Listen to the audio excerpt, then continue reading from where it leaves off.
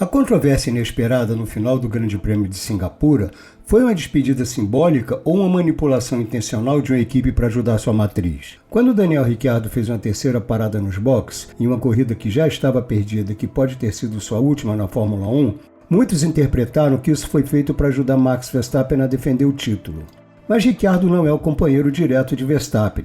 Então seria justo se essa foi uma manobra da Racing Bulls para ajudar a Red Bull Racing a impedir que Lando Norris da McLaren levasse o ponto de volta mais rápida? Apesar de todo o barulho sobre a Racing Bulls tentar se distanciar da imagem de equipe B da Red Bull e criar sua própria identidade na Fórmula 1, ela ainda é, na prática, uma extensão da Red Bull, com laços de identidade e propriedade diretos. Seria ingênuo fingir que ajudar a equipe Red Bull não teve nenhum papel na decisão da Racing Bulls ou de Ricciardo no final da corrida. Ricciardo até admitiu que estava ciente da importância de tirar o ponto do rival de Verstappen.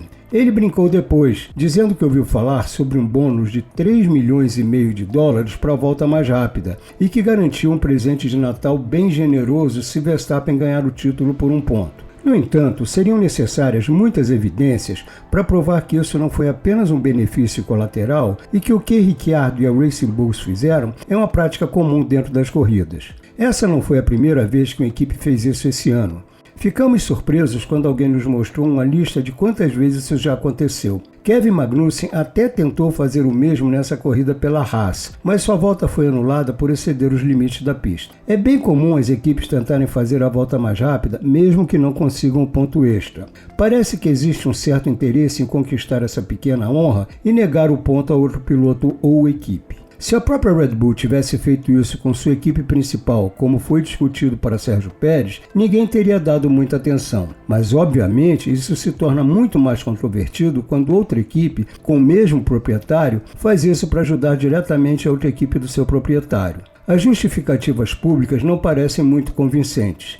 Ricciardo disse que tinha uma ideia de que isso ajudaria a Red Bull, mas achou que a Racing Bulls estava apenas deixando ele se divertir, já que ele estava correndo sem expectativas. O chefe da equipe, Laurent Mekies, afirmou que como essa poderia ser a última corrida de Ricciardo, queríamos dar a ele a chance de aproveitar e terminar com a volta mais rápida. É um gesto simpático dar a Ricciardo uma volta mais rápida simbólica que no final não significa muito, já que qualquer um pode consegui-la se colocar pneus macios no final de uma corrida.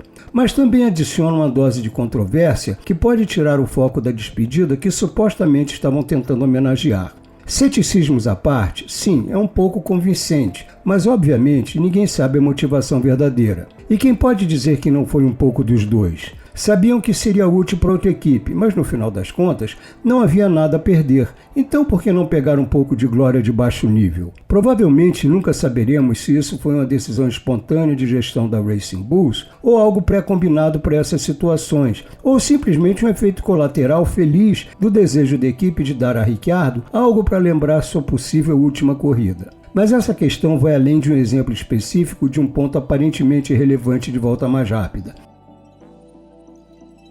Esse ponto em si certamente será relevante, mesmo tendo alguma importância matemática nesta fase. Como Norris perdeu o ponto, agora Verstappen pode chegar em segundo em todos os grandes prêmios e corridas sprint e ainda ser campeão. Pode-se argumentar que o que a Racing Bulls fez impactou diretamente a situação do campeonato. O resultado da corrida foi levemente influenciado, mas isso tem consequências para o campeonato. Se alguém tivesse coragem de contestar esse ato, poderia argumentar que ele contraria o Código Esportivo Internacional da FIA. O código proíbe qualquer violação dos princípios de justiça na competição, comportamento antiesportivo ou tentativa de influenciar o resultado de uma competição de forma contrária à ética esportiva.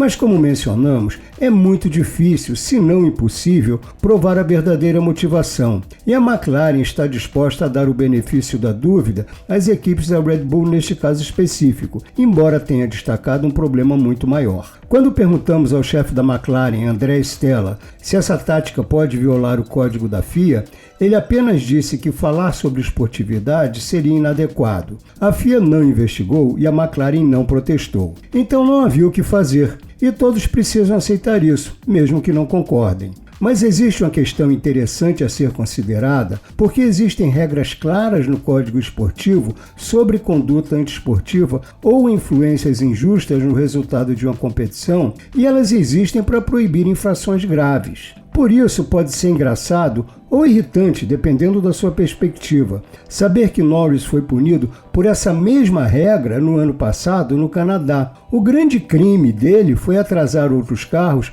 antes de uma parada no box sob safety car para abrir espaço para seu companheiro de equipe que tinha parado antes. Isso era comum e, na época, muitos acharam que a punição foi exagerada. Parecia muito rigoroso aplicar uma regra tão séria que só deveria policiar questões mais graves. A McLaren não mencionou isso diretamente, mas achamos que é, pelo menos, parcialmente relevante, pois mostra que os oficiais estão dispostos a proteger a ética esportiva. Embora dar o benefício da dúvida seja basicamente o acordo que a FIA e a Fórmula 1 fizeram ao permitir que a Red Bull possuísse duas equipes, o problema maior persiste. Pode-se argumentar que a ética esportiva nunca foi a maior prioridade da Fórmula 1, já que o objetivo de uma equipe é fazer tudo dentro das regras para vencer. Mas o ponto-chave é que isso só deve ser feito para ajudar a si mesma, não a outra equipe. Certamente não a uma que, por ter o mesmo proprietário, é mais suscetível a acusações de conluio. Este é um exemplo claro da colaboração entre equipe A e B, algo que o CEO da McLaren Racing, Zac Brown, detesta e vem criticando há muito tempo. Não há uma regra que proíba uma única entidade de possuir duas equipes, assim como não há uma regra que proíba especificamente uma dessas equipes de buscar deliberadamente a volta mais rápida para ajudar a outra no campeonato. Mesmo que se possa interpretar o código da FIA dessa forma, não é explícito.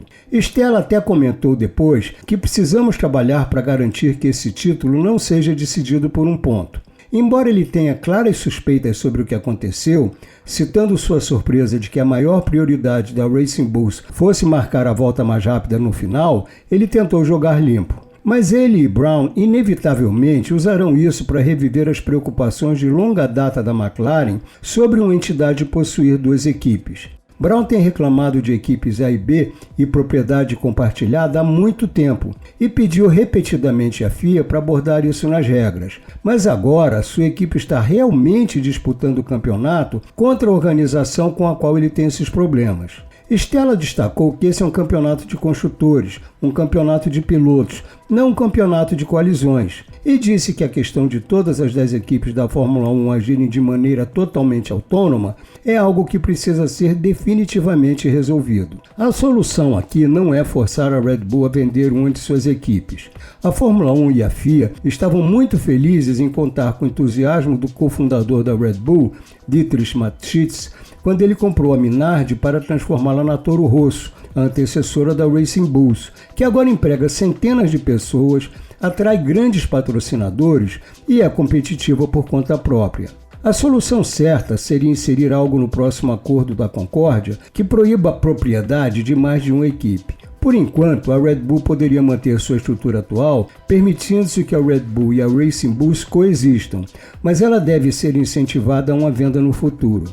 Forçar a venda não é viável, faria o preço cair drasticamente. Mas algo mais sutil, como trazer a Red Bull para negociar com o ambicioso projeto Andretti, seria um desfecho favorável para todos. A solução imediata para evitar uma repetição do que aconteceu em Singapura seria acabar com essa regra. O ponto da volta mais rápida da Fórmula 1 foi reintroduzido em 2019. A motivação era criar mais disputas e encorajar os pilotos a correr riscos, especialmente no final das corridas. Mas suas falhas logo ficaram evidentes. Para evitar que grupos de retardatários transformassem os estágios finais dos grandes prêmios em mini-sessões de qualify na busca por um ponto, adicionaram a cláusula de que esse ponto só seria dado aos pilotos que terminassem entre os 10 primeiros. Isso resolveu um problema, mas deixou outro. O ponto da melhor volta se tornou irrelevante. Pneus com alta degradação significam que esse ponto só está ao alcance de quem fizer uma parada tardia para fazer uma volta voadora com pneus novos e pouco combustível. Digamos que você esteja liderando a corrida por uma pequena margem após uma grande performance. Bem, sinto muito, você não pode ir atrás desse ponto. Já seu companheiro de equipe, que está lá atrás, isolado em sexto, pode fazer uma parada gratuita e conseguir facilmente a volta mais rápida. Nem sempre isso acontece, mas acontece muitas vezes. O piloto ainda precisa cravar uma boa volta, mas elas raramente são excepcionais. A volta mais rápida de Ricciardo em Singapura foi 3 segundos 401 milésimos mais lenta do que ele fez na classificação. Não foi exatamente uma volta espetacular. Sem disputar nenhuma posição, ele não apenas teve o luxo de pneus novos e pouco combustível, mas também pôde maximizar a utilização do sistema híbrido. Para um piloto do seu calibre, em um carro com aquele ritmo, foi mais uma questão de aproveitar o ponto do que realmente fazer a volta mais rápida. E muitas vezes, essas voltas tiram o ponto de um piloto que pode ter feito uma volta impressionante em uma situação real de corrida que exigiu mais habilidade. Muitas vezes, a volta mais rápida é circunstancial. Embora o ponto tenda a ser conquistado por quem termina nas primeiras posições, 70 vezes em 122 por pilotos do pódio, o fato de que pilotos em posições que vão até o 18º lugar já terem feito a volta mais rápida mostra o quanto ela pode ser desconectada do desempenho. Esse ponto não foi atribuído em 14 ocasiões, 13 delas porque o piloto não terminou entre os 10 primeiros, e a outra na farsa que foi a não corrida de Spa em 2021. Os pontos na Fórmula 1 enaltecem a conquista, mas o ponto da volta mais rápida, frequentemente, é uma trivialidade aleatória que não combina com a competição genuinamente esportiva. E como temíamos em Singapura, pode ser manipulada como uma interferência em um contexto muito mais importante.